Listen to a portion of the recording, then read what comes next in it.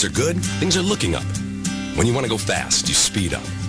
And when you're really cheering, you stand up. So when you want to move up, what do?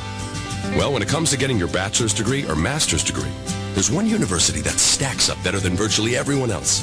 And that university is Brandman. Brandman University is ranked by U.S. News & World Report as one of the nation's top 10 universities for online bachelor's programs. And it ranked best in the state of California. Brandman also received top honors from U.S. News & World Report for our online graduate programs in business and education. Plus, our programs are available on ground at more than 25 convenient campuses. So to wrap things up, we recommend you look us up at brandman.edu. That's brandman.edu. And find out how to move up like never before. Brandman University. Move up.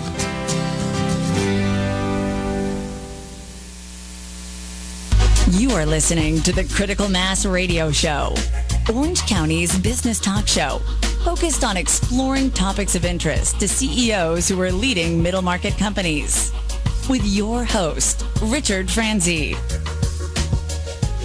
Welcome to this edition of Critical Mass Radio Show. I am your host, Rick Franzi. This business talk show airs live on Tuesdays and Wednesdays at 4 p.m. and Thursdays at our special time of 3 p.m. All of our shows can be heard live exclusively here on Orange County's only community radio station, octalkradio.net.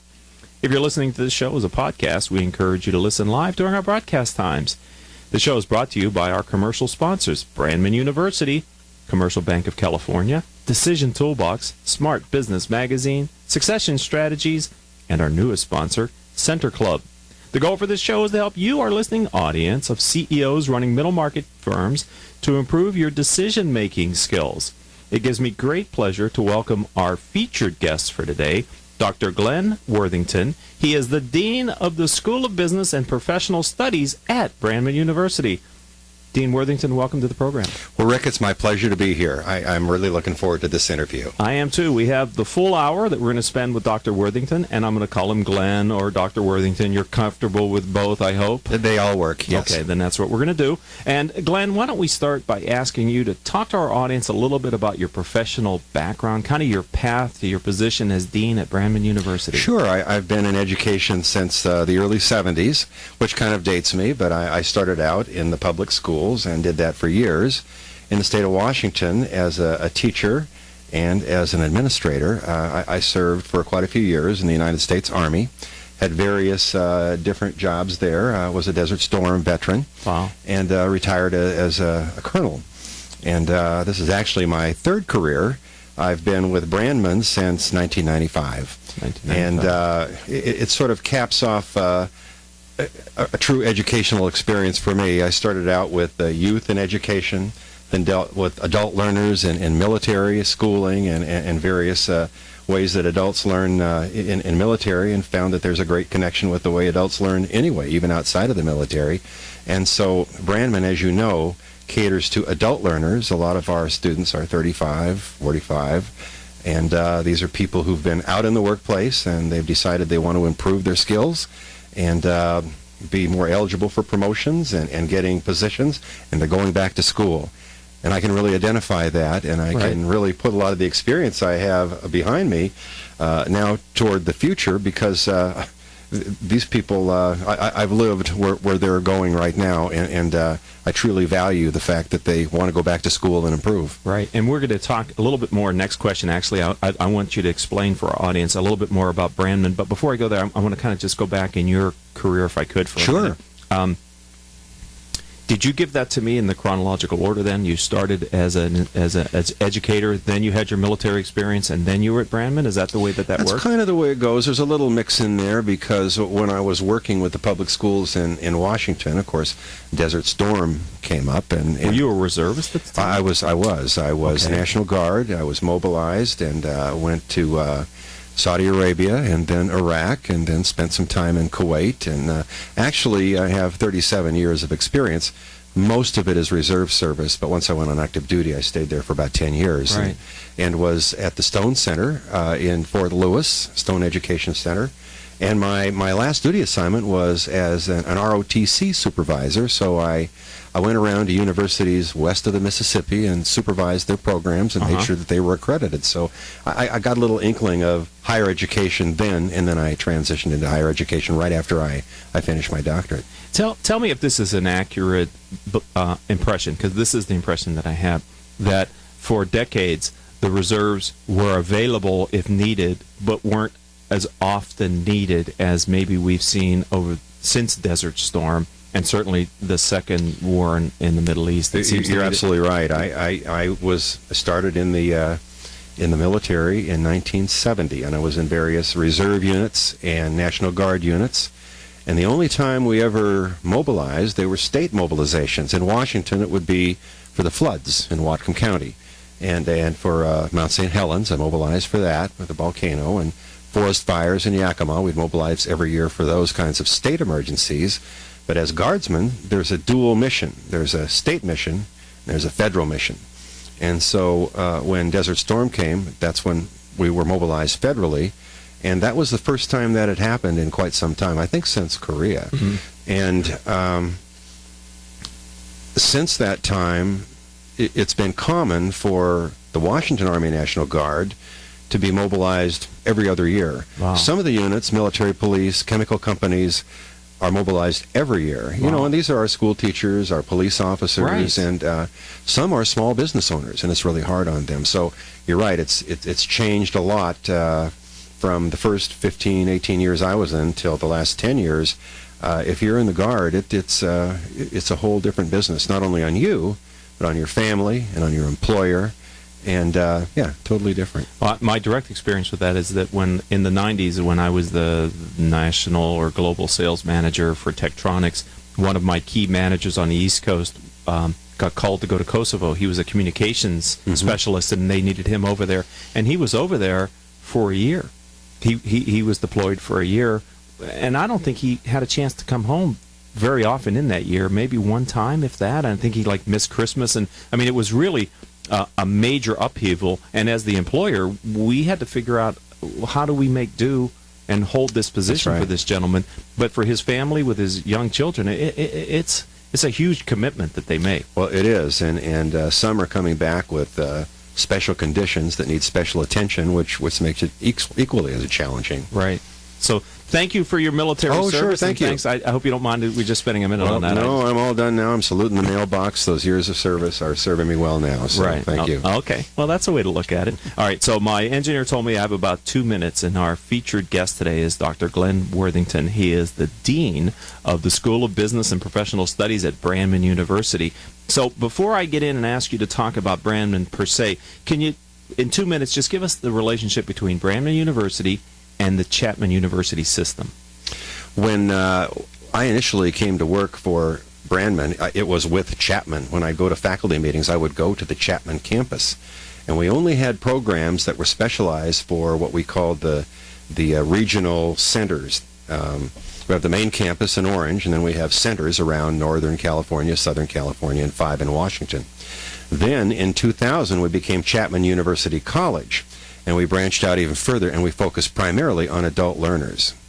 In about 2008, we became Brandman University, totally separately accredited, which meant we could have a business school. We could have a master's in public administration degree. Some of those degrees we couldn't say earlier because Chapman had those, but now we're separately accredited, totally a different university. But our board of trustees and the board of Chapman, our chancellor and the president of Chapman are totally in sync with what they're doing, and we're sort of under that umbrella. Okay, thank you for that, because I thought that would be helpful. So when we come back, though, Glenn, I'm going to ask you to share a little bit more about the locations of Brandman, sure. The philosophy. You touched on who goes there, and we'll talk about why they go there, the education. All right. When we come back from these commercial breaks, you're listening to Critical Mass Radio Show. We'll be back in less than 3 minutes after these words from our commercial sponsors. Commercial Bank of California, or CBC, is a well-funded, full-service bank located in the heart of Orange County. When it comes to safety and stability, CBC has one of the highest levels of capital of any commercial bank, ranked in the top 6% in the nation. Commercial Bank of California was founded in 2003 by a group of Orange County's finest entrepreneurs. To this day, our bank is governed by our founders, including General William Lyon of William Lyon Homes, Alex Morello of the Morello Group, and Frank Willie of Fidelity National Financial, to name a few. In short, we're a bank founded, built, and run by entrepreneurs, for entrepreneurs. Not every business in Orange County should be our customer. However, if your business is looking for a bank that can assist in finance, production, analytics, and risk management, there's no better bank to choose. To understand the true power of how Commercial Bank of California can help you achieve your goals, give us a call at 714-431-7000 or visit us on the web at www.combancal.com. Member FDIC.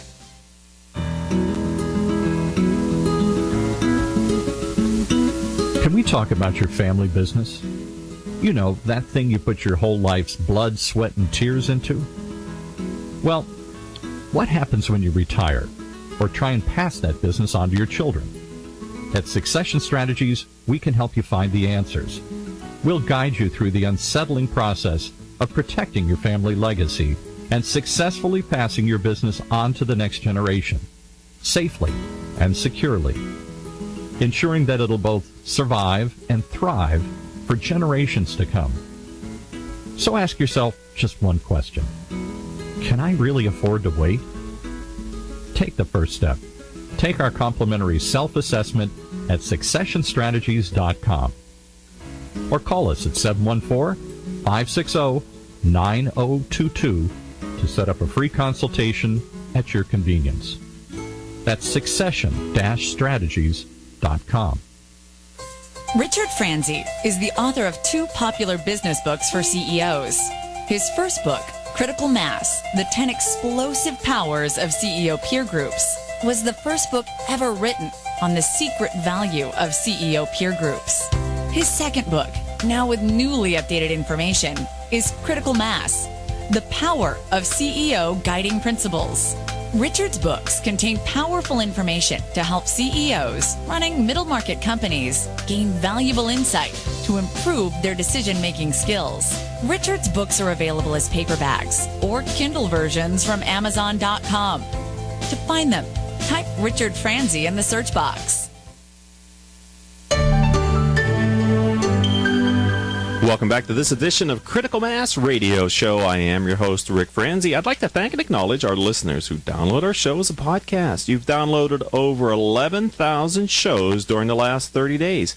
We here at the program appreciate your continued and growing support. All of our shows can be heard live here on Orange County's only community radio station, octalkradio.net, or rebroadcast anytime from iTunes, Stitcher.com, and other business-oriented podcasting services. As I said, our guest, and he's our featured guest today, is Dr. Glenn Worthington. He is the Dean of the School of Business and Professional Studies at Brandman University. Before the break, Glenn, I said I was going to ask you to share a little bit more about Brandman, the philosophy, the locations. We've talked a little bit about who goes, why do they go, and what type of educations do they get when they're at your school? Well, the primary student that we serve is the adult learner, the person who's been out in the workplace for a while and wants to come back and go to school. That's not to say we wouldn't serve somebody who just got out of high school, but primarily we serve those that have gotten kicked around a little bit in the workplace and they realize they want something better. And we've adapted our curriculum to meet the needs of those adult learners. Most of our curriculum is driven by feedback from the field, that decision makers in the business world, board members, if you will, that we have in information technology, human resource management, and business, and they give us the kinds of things that students are going to need to know to be successful in the workplace, and we integrate those into our curriculum, and we use those concepts to hopefully shape the case studies in our courses and the way that we manage our courses so that they're cutting edge for people who are in the workforce and they want to be eligible for promotions quicker. We go to the people who make those decisions. Mm-hmm. And we've been very successful at it. Our graduation rate is about 70%, and our student loan default rate is probably it is less than any of the other competitors that we have. Our students come to school and they finish, primarily because we have such strong student services. We have academic advisors assigned to every single student. That's whether they're at a campus or online. And they go through a schedule, 1 year, 2 year schedule, so that all the classes are programmed. They get assistance with enrolling every single term. In other words, you don't have to learn how to go back to school. Right. We'll do that piece for you. We just want you to get in and learn the things that you need to learn to go out and be successful. Now, our campus base is, we have about 26 campuses. And the reason I say about is we're changing rapidly. We have campuses in Southern California. Irvine, for example, is our headquarter campus. As you know, you've been there and Yes. did a show there last Friday, I understand, went very right. well. That's right. Thank you. And we have a campus in San Diego. We have campuses up north. Walnut Creek, Roseville are two examples of those. We have campuses in Washington. We have 5 in Washington. 4 of those 5 are on military bases. But the reason I say we're changing rapidly is we're partnering with community colleges, and we're finding that it's cheaper for adult learners to go back and start their general education requirements in community colleges. And when they amass a certain number of credits and they want to go specialize in something like business, then they come to us. So our goal, ideally, is to partner with community colleges, have our academic advisors meet with the academic advisors at the community college level, talk with the student at the community college, and maybe their parents if they're brand new, and have a seamless 4-year degree where they go 2 years at a community college, and then they come to us, and everything transfers over. Our chancellor doesn't want repeated credits where they go to 2 schools and they lose a year. Right. So they can pretty much have a seamless degree from start to finish at 2 different universities and do it in about 4 years. And it's really working well. The partnership, so I mentioned we're growing. We have now a campus at Temecula with a community college there, Okay. and we have a site director there.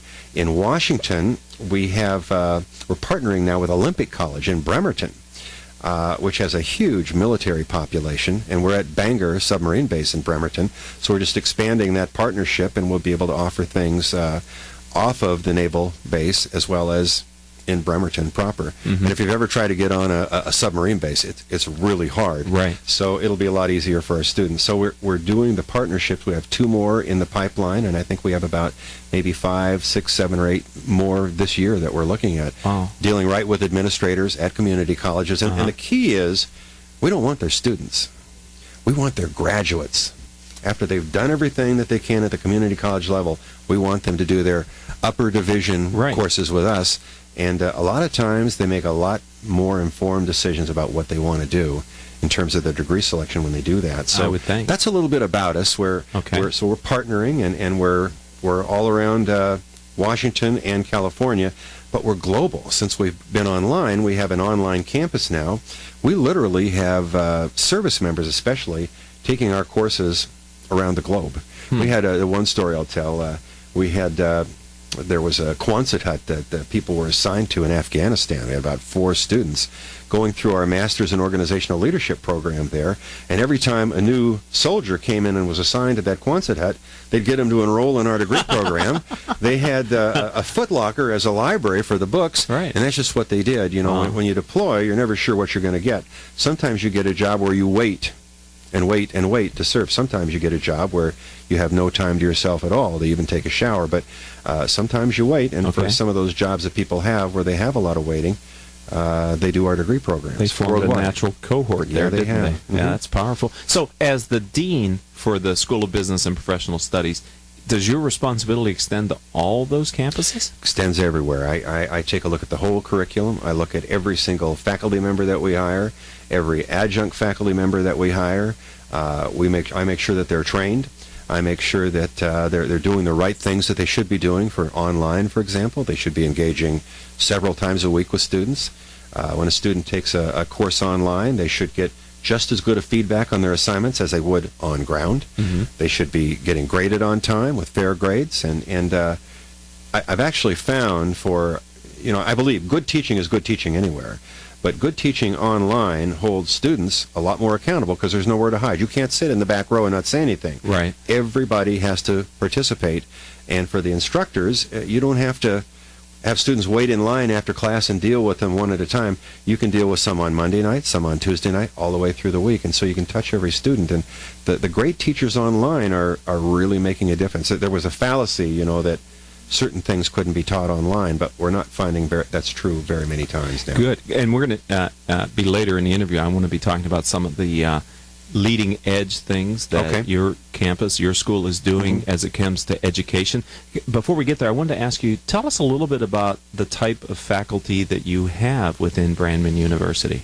Well, we have several disciplines that we teach in our school. We have business. We have a bachelor's in business administration and a master's of business administration. We have a master's in public administration. We have a master's in organizational leadership and a bachelor's in organizational leadership. And then we have a bachelor's in computing systems technology. And so we just have the 7 degrees. Oh, a master's in human resource management as well. That's all we have. And they sort of mass what everybody wants to do. Some people want to go in HR, but they want to be in business, so they get an MBA and they get an emphasis area in business. You can do just about anything with those kinds of things. We also have a School of Arts and Sciences if somebody wants to go into music or math or something like that. We have a School of Education.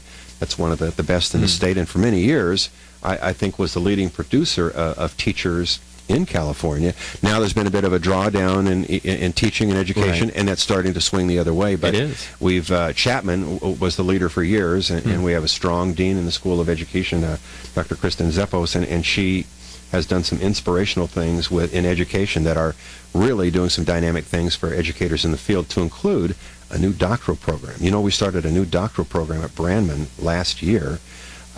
We had about 180 students apply, who actually got into that, passed the screening. And a lot of them are still there. There's a strong retention factor because the support is so great. I think we had about 120 in the second year group, and now they're just getting the third group going. They can take it totally online. They have one session, a cohort session per month in their area, Roseville or Whidbey Island or wherever their cohort might be. And then they fly into California 4 times a year for an immersion. They do that for 2 years, and then the third year is largely finishing their dissertation. But, doctoral programs and a lot of programs aren't like they used to be. You used to have to take a year off just to have residency at a school, and they'd look at you and make sure you're on campus all the time. Here, you can learn anywhere. And people are doing that. It's exciting. So tell me, who shows up to do the instruction? Tell me about the faculty. Just give us a sense for the type of people that you have. The faculty, all of our faculty except one have doctorates, terminal degrees. These are the full-time faculty people that I hire. And that's one of the things that our accrediting body, WASC, the Western Region of schools and colleges, they want to have terminal degrees.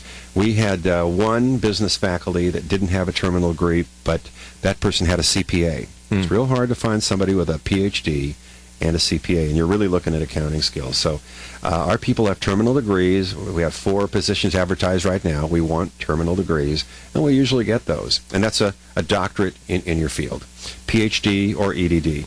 We want practitioner experience in the field.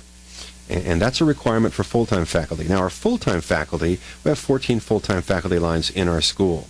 Then, let's say we take a course like Organizational Leadership 601, Ethics, Leadership and Ethics. We have a full-time faculty who will have the lead on that course, but we may have 10 sections being taught in the field at campuses and online by adjunct faculty who we also screen. Now, these people preferably will have doctorates at the graduate level, but not always. These are people that make ethical decisions every day in the business world. These are the working practitioners in the field, and really they are a cutting edge. And so we have full-time faculty supervising them to make sure they go through the course in the right way, but still have a chance to add their own personal experience and stories and areas of interest to that course to make it come alive. And so that's kind of how we work. It's sort of like a pyramid.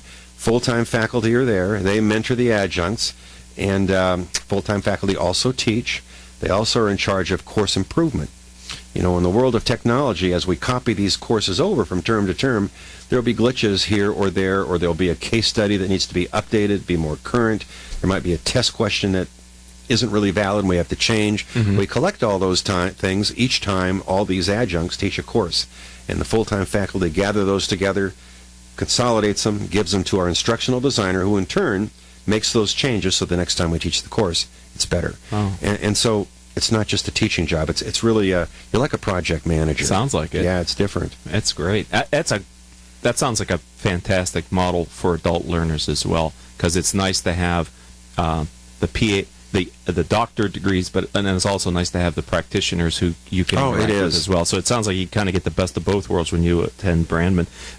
Last question before the break, and I'm talking with Dr. Glenn Worthington. He is the Dean of the School of Business and Professional Studies at Brandman University.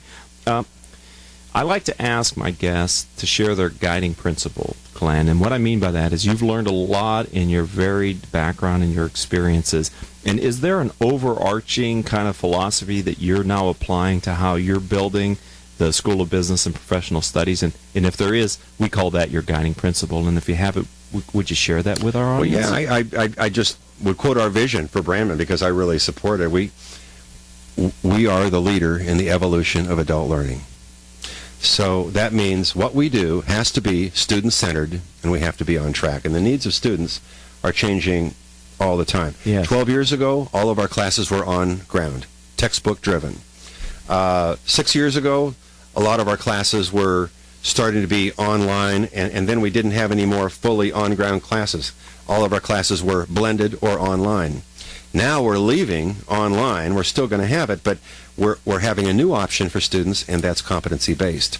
So we've gone from no computers to the PC age, and now we're past the PC age. We're into the mobile adaptive generation, and there's a need for all three. Exactly, and we're going to talk about that next. You're great at this because you set me up perfectly for what I wanted to talk to during our next section on Critical Mass Radio Show. I'll get my notes out. Which is your competency-based education. So, yeah, get your notes out. And ladies and gentlemen, you don't go anywhere. We're going to be back, please, in 3 minutes, and we're going to continue the conversation with Dr. Glenn Worthington. He is the Dean of the School of Business and Professional Studies at Brandman University. Stay tuned. When it comes to pioneers in their respective industries, we all know the Apples, Starbucks, and Trader Joe's of the world. In the realm of recruiting, Decision Toolbox is the industry's best-kept secret, with 90% of their business from referrals and repeat customers. For over 20 years, Decision Toolbox's U.S.-based team of recruiters, sourcers, professional writers, quality personnel, and tech support has perfected a Six Sigma approach to talent management. No matter the size of the project, Decision Toolbox delivers incredible results. A cost per hire less than half of what contingency firms charge, with the winning candidate presented in an average of 14 days, all with a 12-month candidate warranty. With results like that, Decision Toolbox won't be a secret for long. Visit us at www.dtoolbox.com for more information. If you are an Orange County CEO or a business owner, this message is for you. Do you ever feel isolated with no place to turn for advice or feedback? Who holds you accountable to your commitments in your company? Where do you find the right resources to help you and your company grow? If you have had these questions, then Critical Mass for Business might be the answer for you. Critical Mass for Business is committed to helping you make better decisions through the power of peer learning. These are groups of peers who are running businesses just like you. CEO Peer Groups provides a great sounding board to test fresh ideas and new concepts, review your strategic plans and tactical goals, and present issues and opportunities for a critical discussion. The result is improved strategy, accountability, and improved business results. If you are interested in learning more, go to www.criticalmassforbusiness.com and learn about our CEO Peer Groups. CEO Peer Groups is a registered trademark of Critical Mass for Business. Imagine what it would feel like to lose everything. Your job, your home, your family, your dignity. This has happened to thousands of the men, women, veterans, and young adults we serve at Working Wardrobes. What do we do to help? We provide career development services, life skills workshops, job skills training. We provide the perfect interview outfit, and we get clients placed in jobs. Call Working Wardrobes, 714-210-2460. Donate, volunteer, invest, hire. And welcome back to this edition of Critical Mass Radio Show. I am your host, Rick Franzi. Our audience demographic is 98% business owners, executives who listen to learn from the experiences of our guests. If your firm is interested in reaching these top decision makers, then advertising on the radio show may be the answer. Each month, our sponsors gain valuable exposure through their support of the show. We delivered over 30,000 highly targeted sponsor impressions last month. If you'd like to learn more, then contact Rose Chamora, our Vice President of Sales, at 951-515-4661. That's 951-515-4661.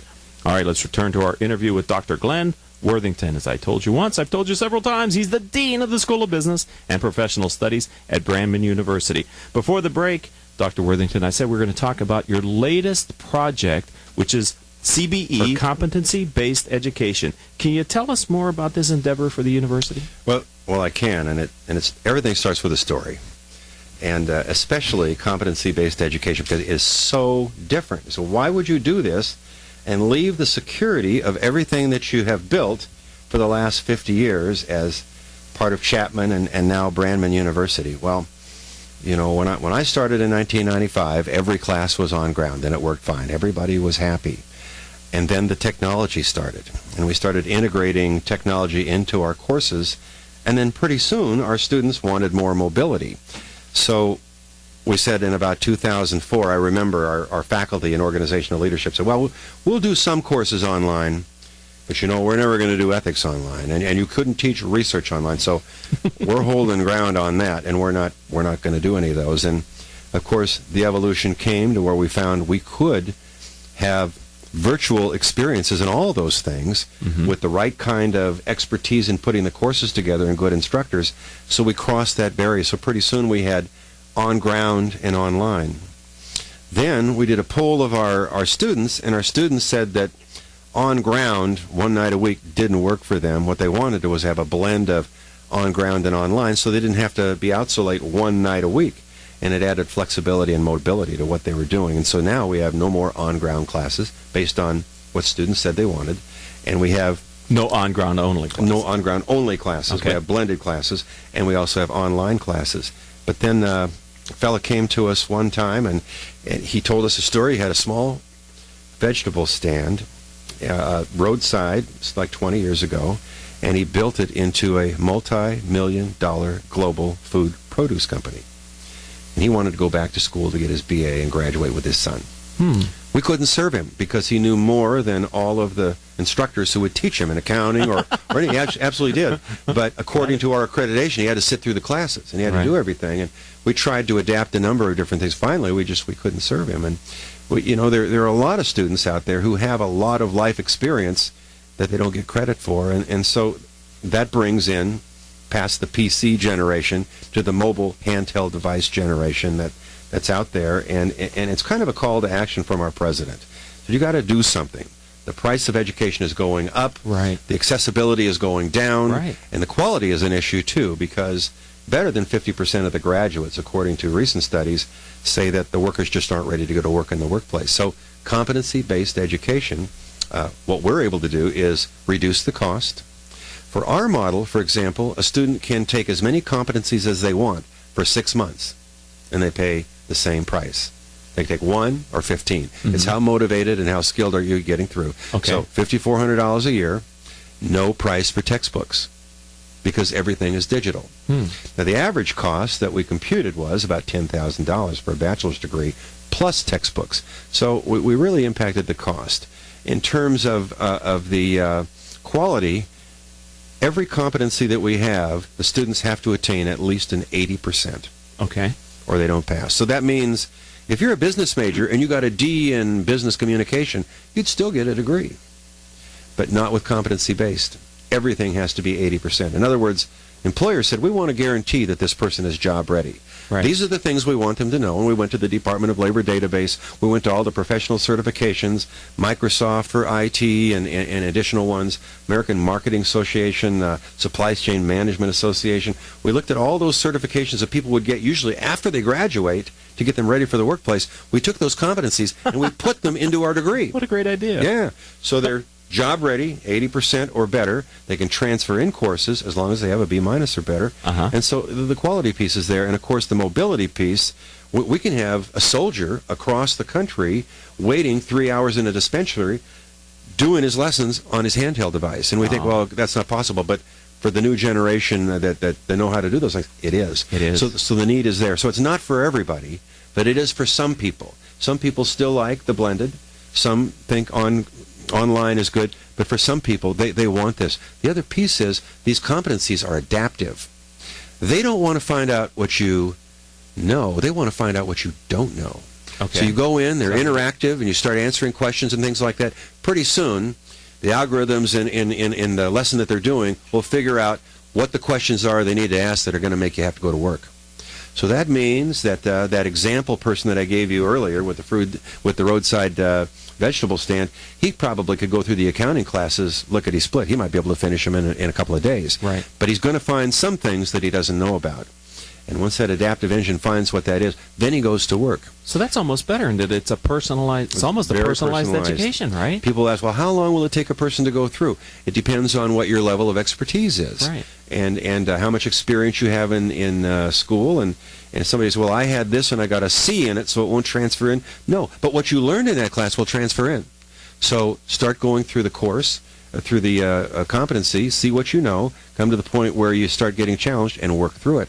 And you know, it's a special kind of learner that has to do that. I mean, you have to be driven, you have to be motivated, you have to want to work. It's not for everybody, but it certainly is for a lot of the, according to a lot of characteristics that military have. I mean, they're hard drivers. They want to get something and get done. A lot of people are that way. It's kind of like we were looking at, should we have a rule that limits the amount of traditional courses a student should take? Because some people were taking 3 courses. We did some research on that. We found the people taking most courses, 3 and 4 courses, were getting the best GPAs. They were very bright students going through. Every now and then there'd be somebody who should probably only take 1 course. That's a mistake for them, but it wasn't true of everybody. Everybody's got a different area of expertise, and some are extremely bright, and they can go through these programs quickly. It's kind of like when you were in the 4th grade. If you already knew your times tables for the 4s, but your teacher made you do it every day for a week, you wouldn't like it. Same thing for us. Excuse me. I choked up a little bit there. It was an emotional answer. It was it was unbelievable. I think we're going to take our next commercial break here on Critical Mass Radio Show. Let's go take the break here so we And can we'll be let right Rick back. clear his throat. Sure. Sorry about that. Oh, that's okay. I did that 2 weeks ago. There's something uniquely positive about the word up. When things are good, things are looking up. When you want to go fast, you speed up. And when you're really cheering, you stand up. So when you want to move up, what do? Well, when it comes to getting your bachelor's degree or master's degree, there's one university that stacks up better than virtually everyone else. And that university is Brandman.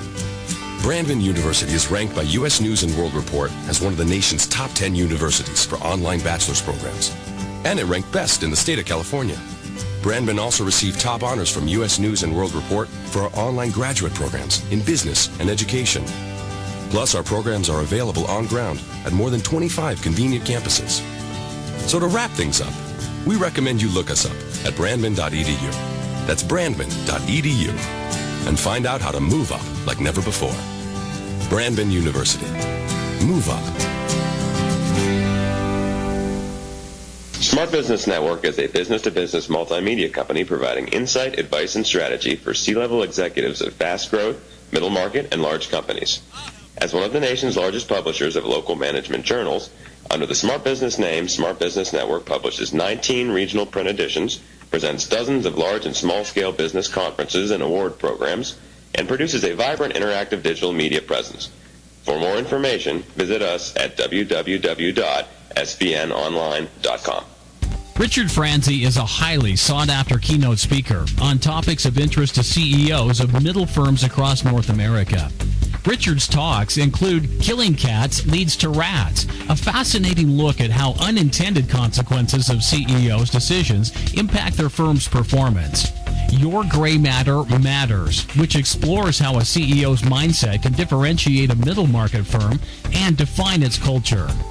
Richard delivers talks to a variety of audiences, ranging from executive team retreats to keynotes in front of hundreds of CEOs. To learn more about his talks, visit criticalmassforbusiness.com and select the contact page or call 949-887-4104.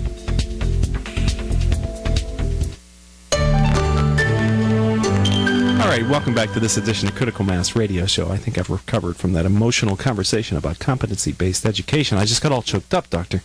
Glenn Worthington is our featured guest. He's the Dean of the School of Business and Professional Studies at Brandman University.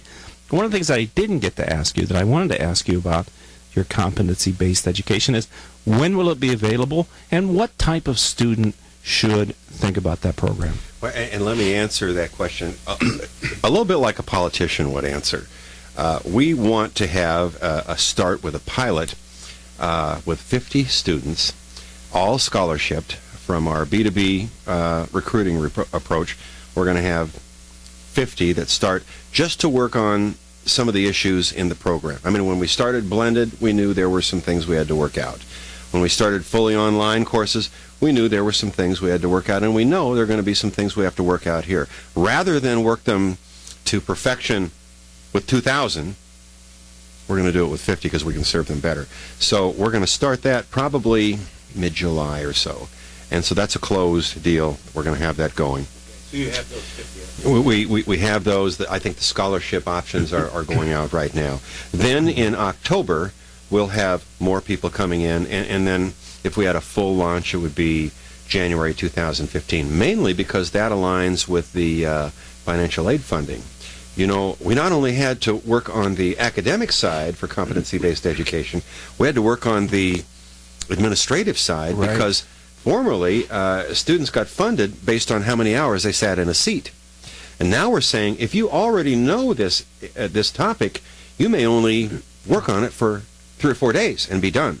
So it's totally different. It's totally knowledge and learning driven, and that changes the way that things are funded. And that's not totally through all the wickets yet, but it will be by January. So it's a little bit of a 3-phase start that I'm talking about. And I don't think I really emphasize this is a Bachelor of Business Administration. It'll have 4 emphasis areas, 1 in information technology, 1 in management and leadership, 1 in marketing, and 1 in supply chain and logistics. And so as a core of 47 competencies, and then depending on the emphasis area that you choose, it ranges from 9 to 14 for the specialized area. So that's what we're starting with, and we're already meeting to figure out what the next emphasis area will be that we build out. I mean, we're going to continue with this, with another degree program and that kind of thing. And you know, when you look at the wave of what textbooks are doing in the future, there are going to be fewer of them. They're getting away from hard textbooks into digital. Well, a lot of universities base their whole programs on textbooks, and I'm not sure what they're going to do, but we know what we're going to do because we're going to have this option for students. So where is Brandman on the continuum of organizations and universities that are leading the charge for CBE? Well, we are one of 8 that the Department of Education has recognized to be in the initial offering of competency-based education programs nationally. And so there are 8 universities There are nationally? 8 that they're really centering on, and we're one right in that pack. Matter of fact, we have our assistant provost is going to D.C. Sometime a little later this month to talk to Congress about funding for these programs. This sounds like one of the biggest revolutions in education that we've seen yet, and I'm excited because it addresses a couple things: time and money, which this generation has been really. I mean, the cost of a higher education, it's really something that is an issue for the country, and these type of programs go right at the heart of trying to address that, it sounds like. It is so hard to put one together from scratch because you always go back to the way that you went to school and what everybody agrees on. And we've given presentations nationally a couple times at D.C. We presented a couple of times in Savannah at a conference in February, and we're presenting in Los Angeles. Again, we're going pretty well all around. I mean, people want to know about this, but they also have so many questions, some of which we can't answer. You know, I don't even know if Lewis and Clark knew exactly where they were going, but they went in the right direction. We're kind of like that, and so we continue to work with under the Obama guidance that says you've got to do some innovative things that might be disruptive. And in his in one of his last presentations that he gave, he talked about the need to get into technology more, which we'll do. Right. To abandon that idea of seat time and focus on learning. And then he really wanted to focus on accountability. And so we've been able to hit all those targets and do it for less money. So there's better affordability. It's more mobile. And with the accountability piece, the 80%, I just... it's a lot of work to get it through, but it's sort of like talking with our faculty when they were writing the competencies.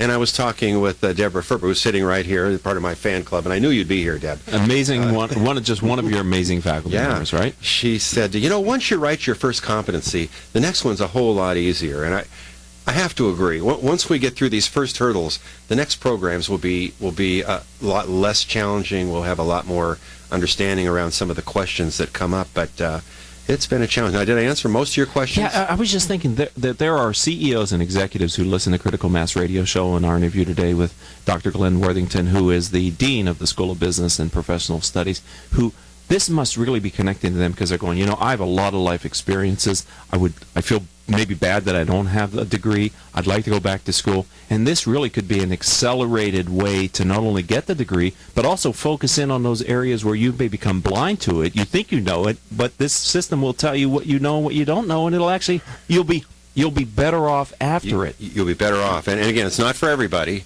but for some people, it really will fit. I tell you that we did the outreach for this through our outreach division, Dr. Shelley Neal, and she's the vice chancellor for strategic planning and partnerships. And our outreach has been totally B2B. We haven't opened it up past that.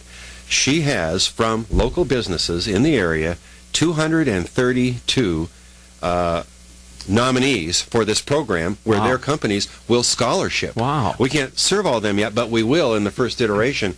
And one of the CEOs is having 12 people from his organization go because they never went to college. And he said, well, this is a real opportunity for them to do that, but not take 4 years of their life to do because, some people may take 30 to 36 months, but it's not impossible for somebody to finish in 30 months. It's not impossible. Who knows what the possibilities are because the opportunity is there. There's no limit. There'll be a faculty tutor who will let you know if you're ready to go in and take the competency test, which will be a realistic, real-world kind of assessment. Like if it's an HR competency, an evaluation, you'll probably go in and do a performance evaluation on a simulated employee and go through everything like that you have to go through and be assessed on that and have to pass at the 80% level so that when you graduate and you have to do that in the real world, it'll be like you've already done it one time. So that's what we're looking at. And the encouragement and the pom-poms, they kind of come from a lot of the business leaders in Orange County as we've talked with them and putting this together. What is your early research? It sounds from the number of candidates that you have for the program, there's great enthusiasm. There's a lot of enthusiasm. And, we're looking forward to getting people in, seeing how it works. There are going to be some areas, maybe in some of the competencies where they're too hard or they're too soft. And once you have a couple hundred people go through, you can adapt as you go. But we're pretty close. These things are screened. We've partnered with a company that's really good at helping us write these things and put the programs together, Flat World Knowledge.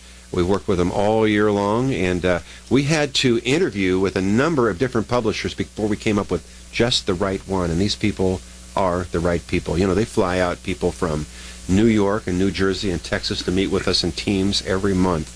And we go through and they mentor our faculty, and we tell them the things that we need, and they take them back. And it's a real growth opportunity just because of that partnership. Sounds like a big investment from Brandman's perspective. Well, it is, and we're looking for. We know there's going to be a return on this, and it's going to be worth it. Wow. Okay, you heard it here first, ladies and gentlemen. You're listening to Critical Mass Radio Show. Dr. Glenn Worthington is the Dean of the School of Business and Professional Studies, and he's our focused interview today. We have about 2 minutes left here on Critical Mass Radio Show today. Time is just flying by. Tell us a little bit about, in your vision, the future of Brandman University beyond what we've already covered on the variety of programs. Where do you see the brand of Brandman University going, out into the future, 3-5 years? How is your school going to be continue to be positioned. Can you share with us what your vision for the future is? I can. I mentioned our vision is to be the leader in the evolution of adult learning, and that means that we're always looking at the kinds of things that are future-oriented. For example, we've spent the last year researching a software engineering master's degree. Wow. We've got the curriculum totally in place. We're not ready to do anything with it, maybe until 2015, so we're going to file it aside, but we've been working on that all year long. We're looking at the next programs that we're going to have for competency-based. We're looking at our next doctoral programs. We're looking at different programs where there's a need. And every single thing that we research, say, well, what about this program? Is this going to fit with us? We run it past our values to make sure it aligns with the way we do business. We do a competitive analysis and do a total market research to see if it's going to work. I mean, when we did our MBA, we did the same thing. We looked at all our competitors. We looked at commute times to various campuses, what offerings were. And so when we get into something, we are totally data-driven, and then we look at the needs of our customers. And we base our research and our future growth based on what those needs are. And we've been striking things right just in the eyes of our customers. Right. And we really keep a close ear. It's all about listening. Keep a close ear to that community of people who hire our graduates. Our graduates are our credentials. And so I'm not worried about our brand, because as we continue to grow, as people continue to see the quality of our graduates, we used to be a word-of-mouth company only, and we did very well. Now we're global, so we require, a little bit more emphasis in that area. But it's a great place to work. It sounds like you're in a great space, and I can see the day when other universities are going to be coming to you to learn the lessons that you've learned about CBE and the other things that you're doing, so that they can bring it to their. I can see where this is someday going to be mainstream, and we'll be looking back in 2014, going, "Do you remember the first classroom that we had, the first class?" So. We'll exciting. Tell them a lot. We won't tell them the secret 11 herbs and spices, but we'll get them going in the right direction. Kentucky Fried Chicken. That's fantastic. Well, I want to thank you for being on the program, being a friend of this of the radio show, allowing us to host our final Fridays live from Brandman University. That's cool. And the next one coming up, I understand you've got Dr. Kath Bates. Yes, we do. We're going to be talking about successfully managing and developing millennials in your workforce. It's a really fantastic topic. We have an outstanding panel. The information's on our website at Critical Mass for Business. I hope we have another robust live audience. Cool. Yeah, we had a lot of fun the last time. And thanks for being a friend of the program. My pleasure. And welcome to the community. Okay. All right, ladies and gentlemen, I hope you've enjoyed my interview today with Dr. Glenn Worthington. He is with Brandman University as the Dean of the School of Business and Professional Studies. I'd like to thank our engineer for today, Paul Roberts, our producer, Crystal Nunley. Our guest coordinator is Kathleen Shepard, and our social media manager is Asia Celestino. Our live events coordinator, Melissa Padanti, who actually organized the entire live event at Brandman from our side. Our VP of Sales is Rose Chamora, and I'm your host, Rick Franzi. If you'd like to learn more about Critical Mass Radio Show or my firm, Critical Mass for Business, you'd maybe want to refer a guest or possibly advertise on the radio show, visit our website, criticalmass4business.com. Until the next show, I hope all of your decisions will move your company in a positive direction. You have been listening to Critical Mass Radio Show Business Talk Show, focused on exploring topics of interest to CEOs who are leading middle market companies. With your host, Richard Franzi.